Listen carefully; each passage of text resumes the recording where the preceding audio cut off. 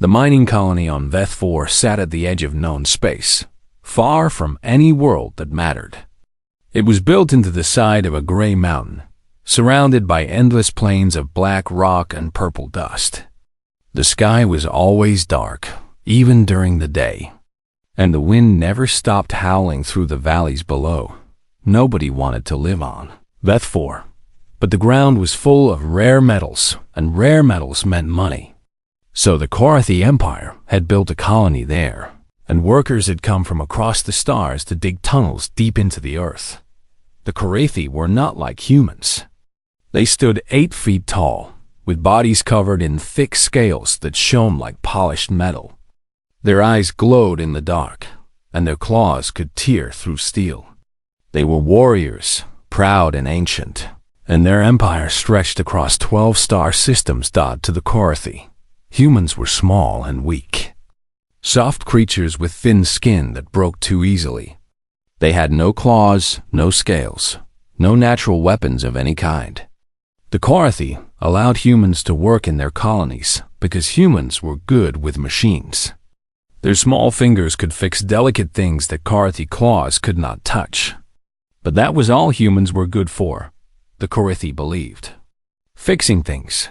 Taiho had worked on Veth 4 for 3 years. He was 34 years old, with black hair that was starting to turn gray at the edges and hands covered in old scars from years of working with tools. He was not tall, not strong, not special in any way that anyone could see. He woke up every morning, ate his breakfast alone, and went to work in the maintenance tunnels. He fixed broken pipes and damaged wiring. He kept the machines running, and at the end of each day, he went back to his small room and slept. The Korathi never spoke to him unless something was broken. They walked past him in the corridors like he was part of the wall. Taiho did not mind. He had not come to Veth 4 to make friends. He had come because the pay was good, and because his sister back on Earth needed money for her medical treatments. Every month, he sent most of his salary home. Every month, he received a short message from her saying thank you. That was enough for him. But the cubs were different. The Korathi had brought their families to Veth 4 because the empire was expanding, and they needed to build communities on every world they claimed. The nursery held 17 cubs, all under the age of 6 in human years. They were small compared to adult Korathi, only 4 or 5 feet tall, with scales that had not yet hardened and eyes that were still full of wonder. The cubs had never seen humans before coming to Veth 4. To them, Taiho was the strangest creature in the universe. One morning, while Taiho was fixing a broken light outside the nursery, a small face appeared around the corner. It was a female cub named Vreth, with golden eyes and pale blue scales. She watched him work for a long time without saying anything. Taiho pretended not to notice. Finally, she spoke. "Why do you have no scales?" Taiho looked at her. She was young, maybe 4 years old in human terms, and her voice was high and curious. He could see other cubs peeking out from behind her, too shy to come closer. He smiled. "We have something else instead." "What?" "Stubbornness." Vreth did not understand the word, but she liked the way he said it. She came closer, her claws clicking on the metal floor. "Can I touch your arm?" Taiho held out his hand. Vreth touched his skin with one careful claw, her eyes growing wide. "So soft," she whispered. "Does it not hurt when things hit you?" "Sometimes," Taiho admitted. "But we heal." After that day, the cubs started following Taiho whenever they could. They asked him endless questions about humans, about Earth, about why he had no tail and no claws and no glowing eyes. Taiho answered them all patiently. He showed them pictures of Earth on his tablet. He told them about oceans and forests and snow. He taught them human games like rock, paper, scissors, which they loved even though their claws made scissors impossible. The cubs' caretaker was a scarred female warrior named Korth Ven. She had fought in 3 wars and killed more enemies than she could count. One of her eyes was missing, replaced by a glowing red mechanical implant. She watched Taiho with suspicion every time he came near the nursery, but she never stopped the cubs from talking to him. One evening, Taiho's only human friend on the station, a medic named Yuna, found him sitting in the cafeteria with a tired smile on his face. "You look happy," she said, sitting across from him. "That's new. The cubs taught me a Korathi song today," Taiho said. "I think I pronounced everything wrong, but they laughed anyway." Yuna shook her head. "You're becoming their favorite toy, you know? The other Korathi are starting to notice." "They're just kids," Taiho replied. "It doesn't matter what species they are. Kids are kids." Yuna studied his face.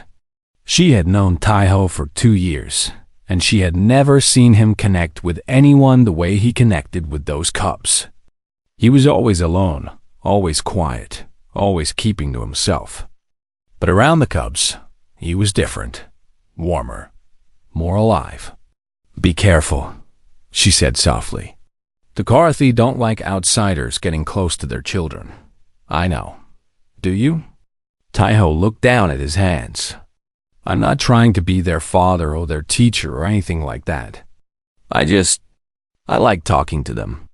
They don't look at me like I'm less than them. They just see a person."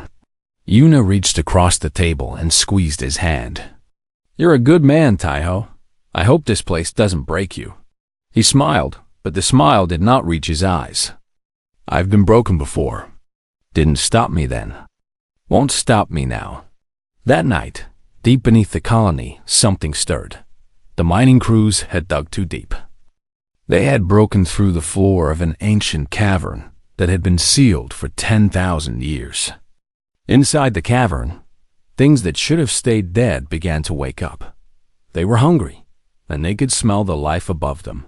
Nobody knew it yet, but the colony on Veth-4 had only 3 days left. In 3 days, everything would change. In 3 days, Taiho would discover what he was truly made of. But for now, he slept peacefully in his small room, dreaming of nothing at all, while somewhere far below, monsters opened their eyes for the first time in millennia. The attack came on a Tuesday. Taiho remembered that because Tuesdays were the days when the supply ships arrived, and he always went to the landing platform to watch them come down through the dark sky. He liked the way the engines roared, the way the lights cut through the purple dust. It reminded him of home, but the supply ship never came that Tuesday dot at exactly 14:32 station time. The ground shook. Taiho was in the maintenance corridor on level 3, replacing a broken valve when the first tremor hit. He grabbed the wall to steady himself and waited for it to pass. Earthquakes were common on Veth-4. The mining operations disturbed the rock, and sometimes the rock pushed back. But this was different. The second tremor came harder, and this time, Taiho heard something else. A sound from deep below. A sound like screaming, but not human screaming. Not Korathi screaming either. Something older. Something wrong. Then the alarm started. Red lights flashed in the corridor. A voice came over the speakers, speaking in Korathi first, then in standard Galactic Common. "Warning! Breach in Mining Sector 7. All personnel evacuate to designated safe zones. This is not a drill. Repeat, this is not a drill." Taiho dropped his tools and ran. He did not run toward the evacuation point. He did not run toward the landing platform or the emergency shuttles. He ran toward the nursery. The corridors were filled with chaos. Korathi workers pushed past him, their scales scraping against the walls as they fled. Some were carrying weapons. Some were carrying wounded. Taiho heard gunfire in the distance, and then screaming, and then silence. He ran faster. When he reached the residential sector, he saw the first body. It was a Korathi miner, lying face down in a pool of dark blood. His back had been torn open by something with many teeth. Taiho did not stop to look.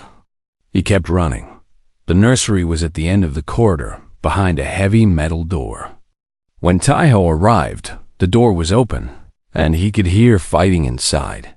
He burst through and saw Coffin. The scarred warrior was standing in the center of the room, her claws dripping with black blood. 3 creatures surrounded her. They were unlike anything Taiho had ever seen. Their bodies were pale and long like giant worms with too many legs. They had no eyes, only mouths filled with teeth that looked like broken glass. They moved fast, faster than anything that Sai should move, and they made a clicking sound as they circled the warrior. Behind Coffin, 17 cubs huddled against the wall. Some were crying. Some were too scared to make any sound at all. Vreth was in the front, her small body shielding the younger ones, her golden eyes wide with terror. Coffin saw Taiho. For a moment, something flashed across her face. Surprise, maybe. Or hope. Human. She roared. Get the cubs to the emergency shelter. Sublevel 3. Now. One of the creatures lunged at her. She caught it with her claws and tore it apart, but 2 more came from behind. She spun and fought, her movements a blur of violence and desperation. Taiho did not hesitate. He ran to the cubs and knelt down. "Follow me," he said, keeping his voice calm even though his heart was pounding. "Stay close. Stay quiet. Don't look back." Vreth grabbed his hand. Her claws dug into his skin, but he did not pull away. "What about Coffin?" She whispered. Taiho looked back at the warrior. She was bleeding from a dozen wounds, but she was still fighting, still standing between the monsters and the children she had sworn to protect. "She's buying us time," Taiho said. "We can't waste it."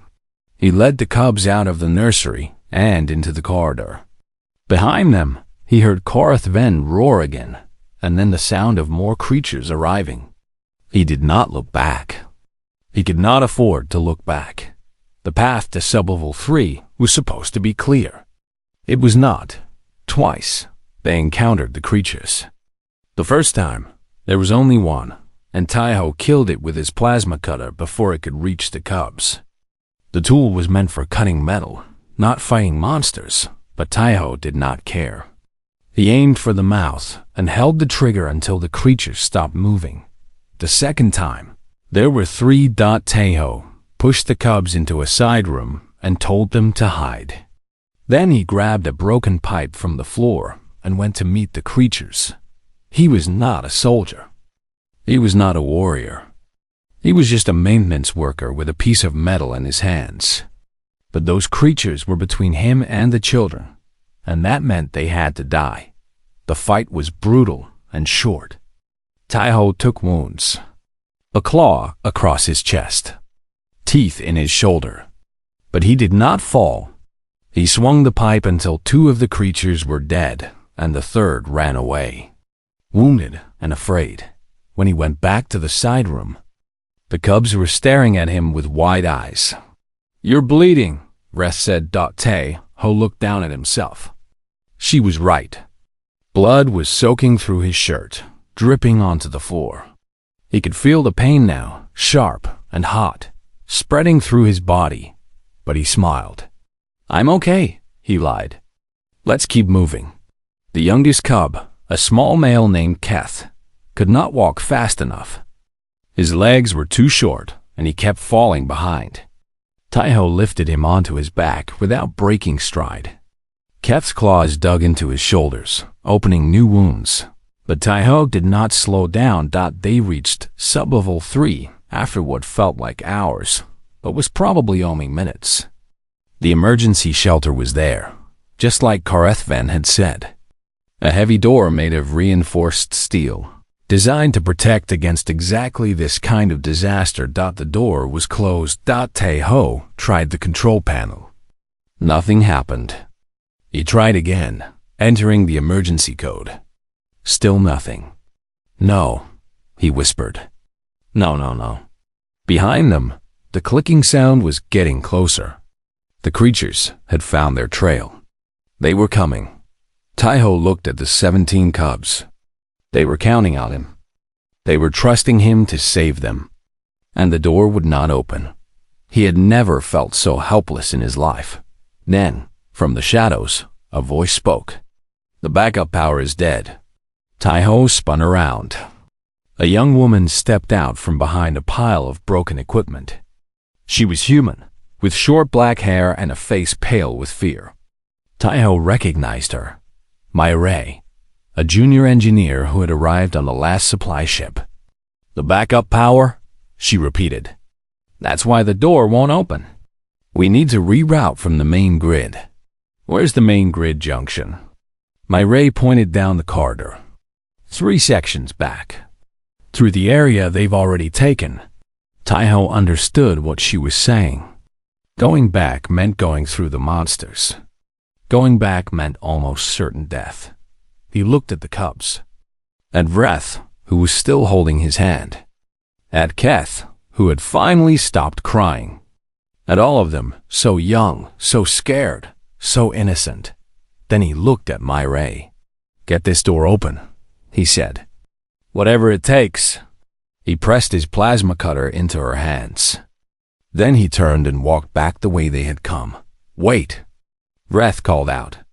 "You're coming back, right?" Tai-Ho stopped. He did not turn around. "Of course I am," he said, and then he ran into the darkness. The corridor was dark. Emergency lights flickered overhead, casting long shadows that moved like living things. The air smelled like smoke and blood and something else, something chemical and wrong. Somewhere in the distance, Tai-Ho could hear the clicking sound of the creatures, echoing off the metal walls. He moved as quietly as he could, staying close to the wall, listening for any sign of movement. His chest hurt with every breath. The wounds from the earlier fight were still bleeding, and he could feel his strength fading with each step, but he kept moving. The power junction was 300 meters away. 300 meters through territory the creatures had already claimed. 300 meters that might as well have been 300 kilometers. Tai-Ho had no weapon now. He had given his plasma cutter to Ray. All he had was a small emergency light clipped to his belt, and his bare hands it would have to be enough as he walked. He thought about his sister back on Earth. Saw he was 5 years younger than him, with a smile that could light up any room. She had been sick for a long time, something wrong with her heart that the doctors could not fix without expensive treatments. That was why Tai-Ho had taken the job on Veth 4. That was why he had spent 3 years on this cold, dark rock at the edge of nowhere. He wondered if she would ever know what happened to him. He wondered if it would matter. The first creature found him. Halfway to the junction it came from above, dropping from a broken ceiling panel with its mouth open wide. Tai-Ho threw himself to the side and rolled, barely avoiding the teeth that snapped shut where his head had been a moment before. He scrambled to his feet and ran.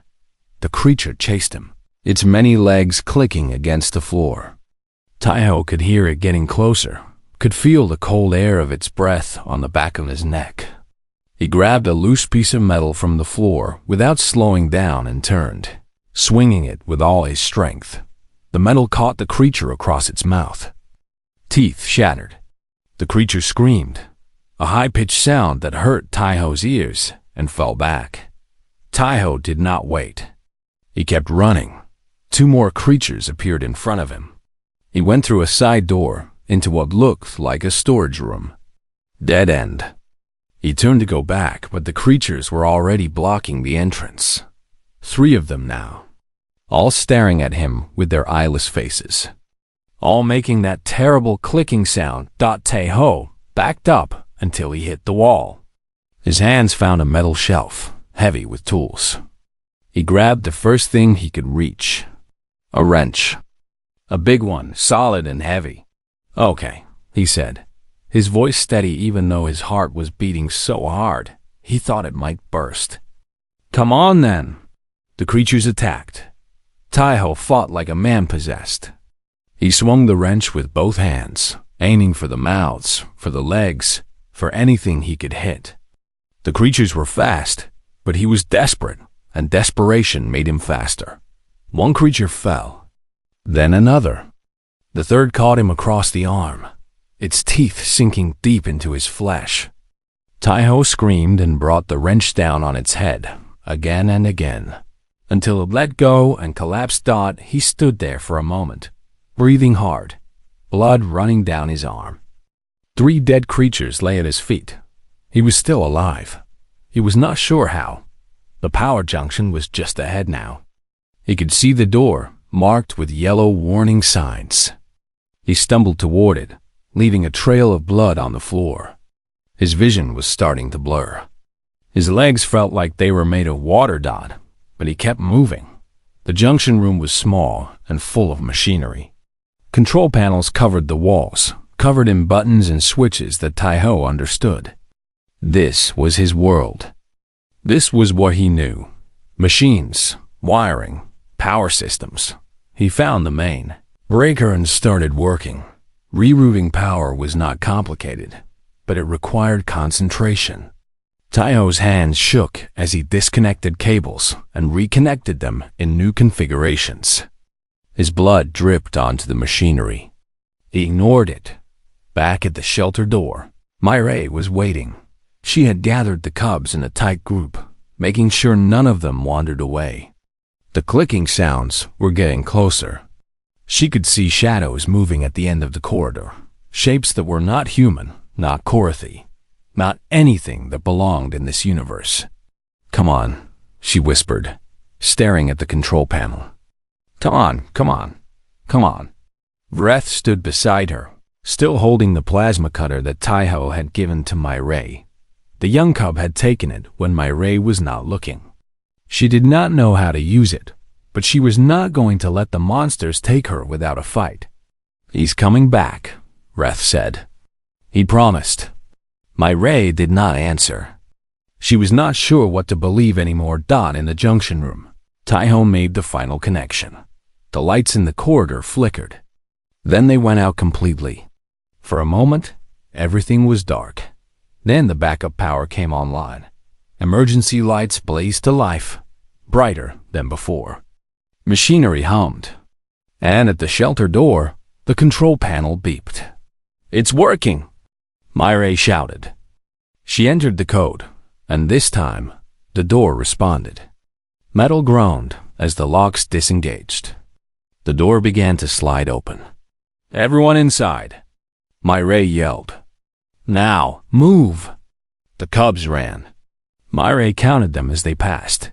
15, 16, 17. All of them. Every single one. She stepped inside and hit the button to close the door. "Wait!" Vreth screamed. "We have to wait for him."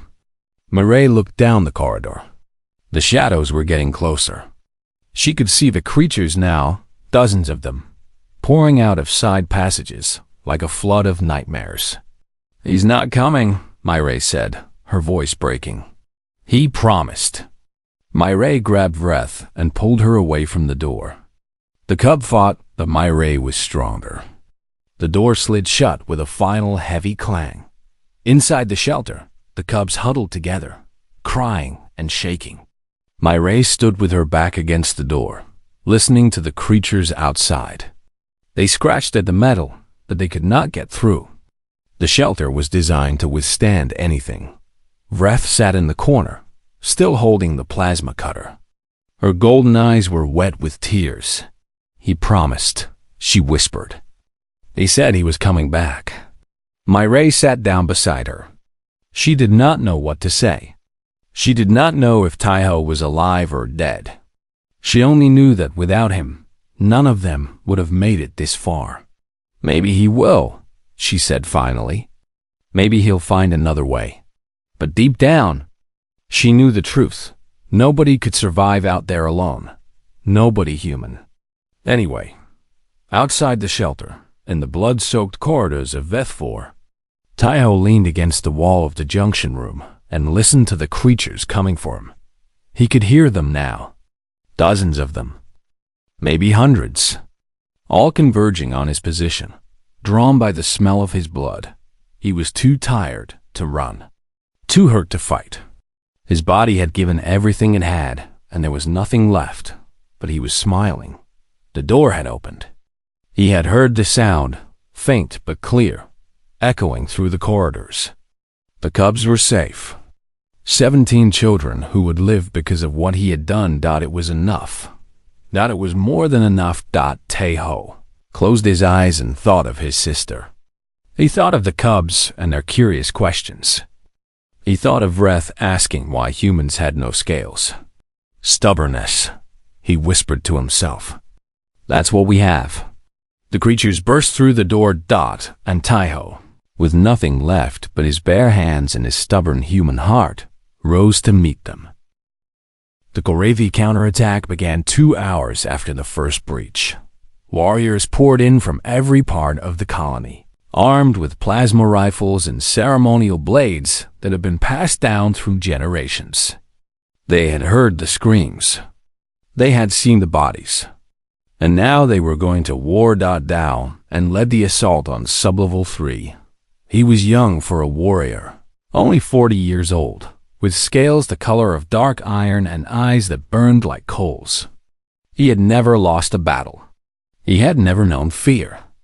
But when he saw what the creatures had done to the corridors of the colony, even he felt something cold in his chest. Bodies everywhere. Korathi and human alike, torn apart and left to rot. Blood on the walls, on the floor, on the ceiling. The smell was overwhelming. Find survivors. Down ordered his squad. Kill everything else.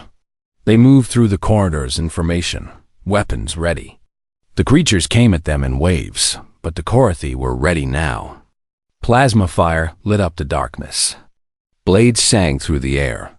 One by one, the monsters fell. Dowan was the first to reach the emergency shelter. The door was still sealed, covered in scratch marks from the creatures that had tried to get through. Dowan entered the override code, and the door slid open. 17 cubs stared up at him with wide eyes. A young human woman stood in front of them, holding a plasma cutter like she was ready to fight. It's okay, Dowan said, lowering his weapon. You're safe now. The cubs rushed forward, crying and shouting. Warriors picked them up, held them close, checked them for wounds. They were alive. All of them. Every single one. Dowan looked at the human woman. You protected them? Myray shook her head. Not me. There was another human. A man named Taeho. He led us here. He went back to restore the power so the door would open. Where is he now? Moray's eyes dropped to the floor. I don't know. He never came back. A small voice spoke up. It was Vreth, the cub with golden eyes. She was still holding the plasma cutter, gripping it so tight her claws had scratched the metal. He's out there, she said. He promised he would come back. We have to find him. Dowan looked at the cub for a long moment. Then he turned to his squad. Fan out, he ordered. Search every room, every corridor. Find the human. They found him 20 minutes later. The junction room was at the end of a corridor filled with dead creatures. Dowan counted them as he walked. 7 bodies. 7 monsters, all killed in close combat. The walls were covered in black blood and claw marks. The floor was slick with it. And at the end of the corridor, slumped against the wall of the junction room, was Taeho. He was still alive. Dowan did not understand how. The human's body was broken in ways that should have been fatal. His left arm hung at an angle that no arm should hang. His chest was covered in wounds, some shallow, some deep.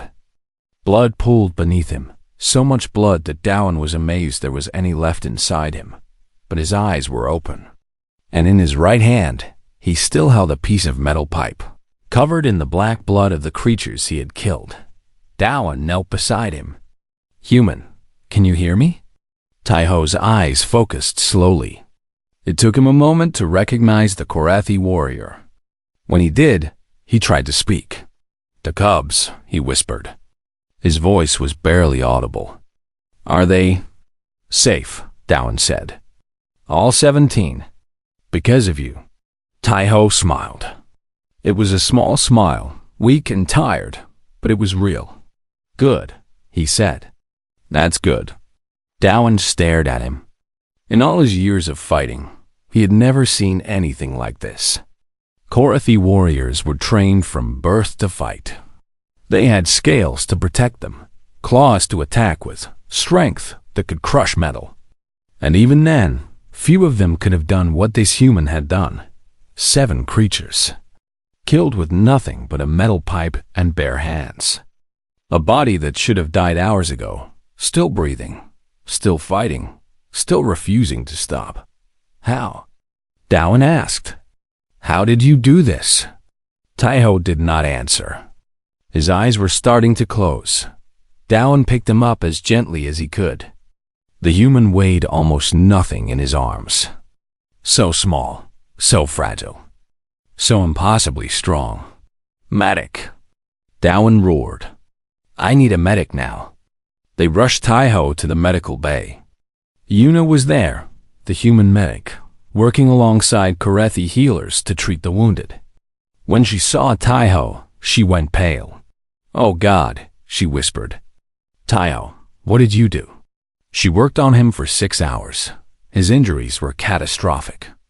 Broken ribs, punctured lung, shattered arm, torn muscles, blood loss that should have killed him 3 times over. The Korathi healers watched in amazement as Yuna fought to save him. They had never seen a human doctor work so hard. "It's no use," one of the healers said. "His body is too damaged. He will not survive."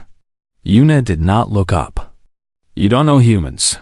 She kept working. She refused to stop, even when her hands were shaking from exhaustion. Even when the monitors showed numbers that made no sense. Even when everyone else had given up. But in the end, it was not enough. At 23:47 station time, Taiho's heart stopped. Yuna tried to bring him back. She tried for 30 minutes, using every technique she knew, every machine available.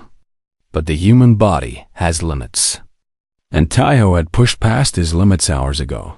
When she finally stopped, her hands were covered in his blood. "No," she whispered. No.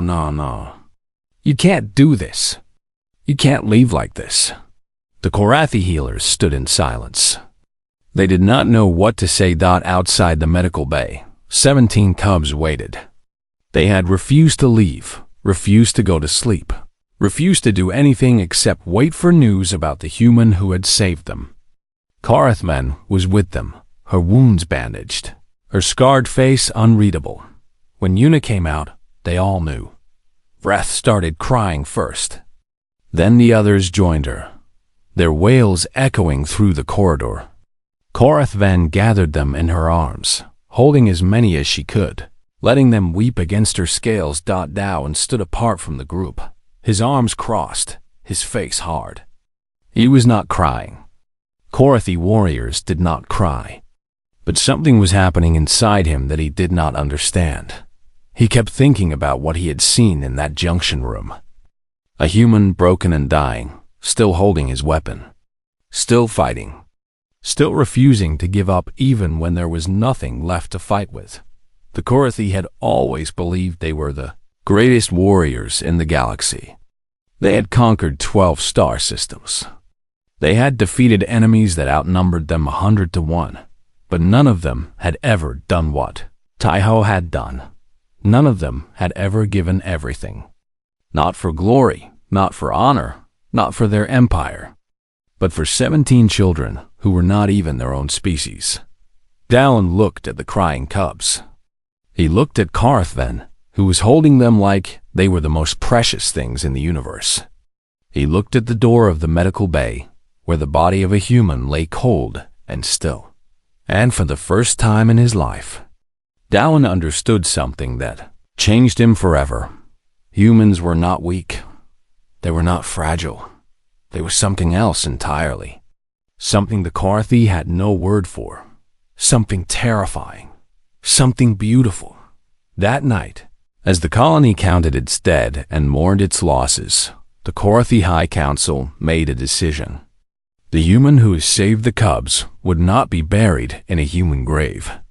He would not be sent back to Earth in a metal box. He would be given the highest honor the Corathi could bestow. He would be given a warrior's funeral. The funeral procession stretched for 3 kilometers. Every Corathi on Veth 4 walked in it. Warriors in ceremonial armor, miners in their work clothes, engineers, healers, elders, children.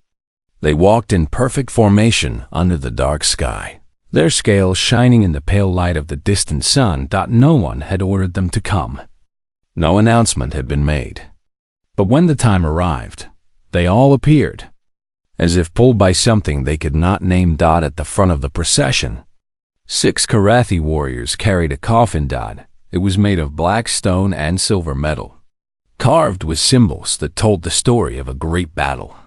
This was a warrior's coffin, given only to those who had proven themselves in combat, who had shown courage beyond measure, who had earned the respect of the Corathi people. In 12,000 years of Corathi history, no outsider had ever received such an honor. Today, that changed. Behind the coffin walked 17 cubs, each carrying a small flame in a ceremonial bowl. Their faces were solemn. Their steps were careful. They had asked to walk in the procession, and the elders had not refused. Corathven walked beside them. Her wounds had healed, but the scars remained. She had chosen to keep them. A reminder, she said, of what had been done, of who had done it. The procession moved slowly through the colony, past the damaged corridors and the broken walls, past the places where the creatures had attacked. Workers had cleaned up the worst of it, but signs of the battle were everywhere. Scratches on the metal, stains on the floor, memories that would never fade. At the edge of the crowd, a young Corathi watched the coffin pass. He was a visitor from a neighboring system, arrived just that morning to help with repairs. He knew nothing of what had happened. He leaned toward the Corathi beside him. Who was in the coffin? The Corathi did not answer, but Corathven heard the question. She turned, and her one remaining eye fixed on the young visitor with an intensity that made him step back. The human who rescued our cubs? She said. The young Corathi's eyes went wide. A human? But they are. He stopped, suddenly unsure of what he was about to say. Soft? Corathven said. Weak? Fragile? She walked toward him, and the crowd parted to let her through. She stopped directly in front of him, close enough that he could see every scar on her face, every wound she had earned protecting the cubs. That human killed 7 of the creatures, she said, with nothing but a piece of metal and his bare hands. He held a corridor alone while 17 of our children escaped to safety. When we found him, he was still standing, still fighting. His body was broken in ways that should have killed him hours before, but he was still standing. She paused, letting the words sink in. We thought humans were fragile because they break easily. We were wrong. They are the most dangerous beings in the galaxy. Not because they cannot be broken, but because being broken does not stop them. The young Corathi said nothing. He could not speak. He could not look away from Corathven's eye. Remember that, she said, and tell others. Tell them what humans are. Tell them what they are capable of. Tell them that when a human decides to protect something, nothing in the universe can stop them. She turned and walked back to the procession, taking her place beside the cubs. The procession continued. It wound through the colony and out onto the surface of Veth 4, where the wind howled and the purple dust swirled in the air. They walked for an hour, climbing slowly up the side of the great cliff that overlooked the valley. Where the colony had been built. At the top of the cliff was a memorial site. Stone platforms lined the edge, each one holding the remains of a Corathi who had fallen in battle. This was sacred ground, reserved for the greatest warriors of the Empire. Today, a new platform had been prepared.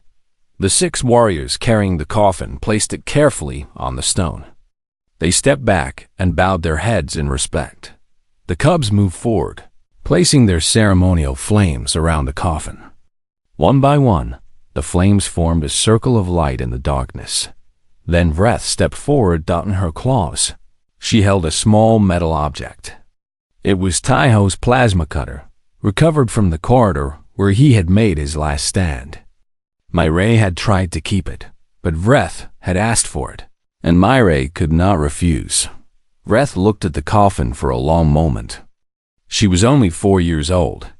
She should not have understood death. She should not have understood sacrifice. But something in her eyes said she understood more than anyone knew. "He told me that humans have stubbornness instead of scales," she said. Her voice was small, but in the silence of the memorial, everyone heard. "I asked him if it hurts when things hit him.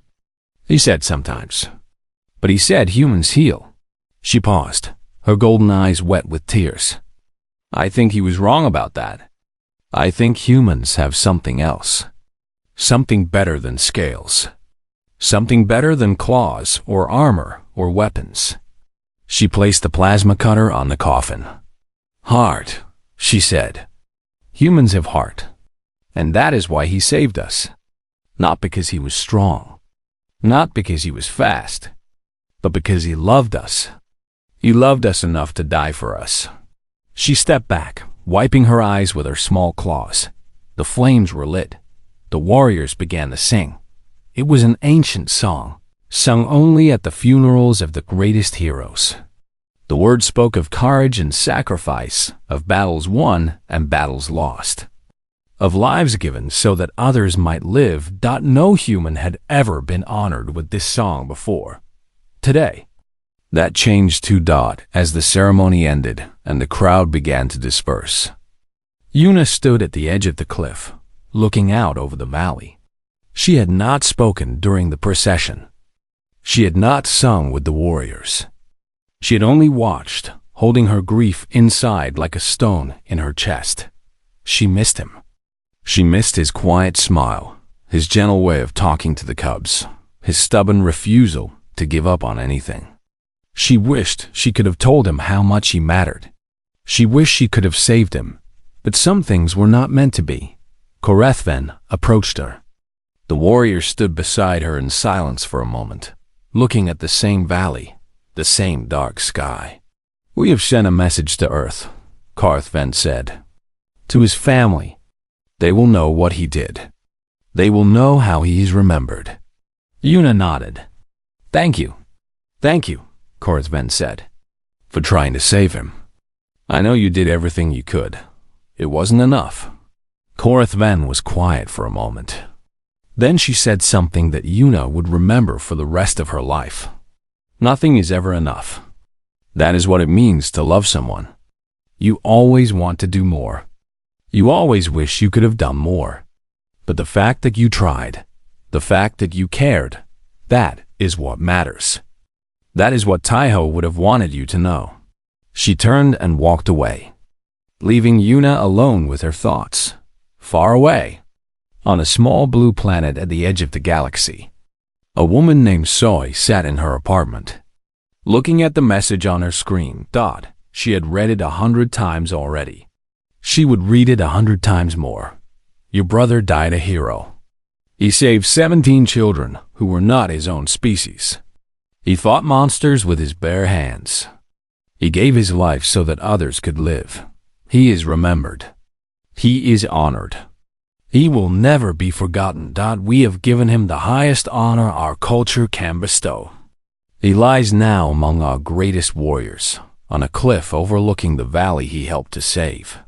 We cannot bring him back to you. But we can promise you this.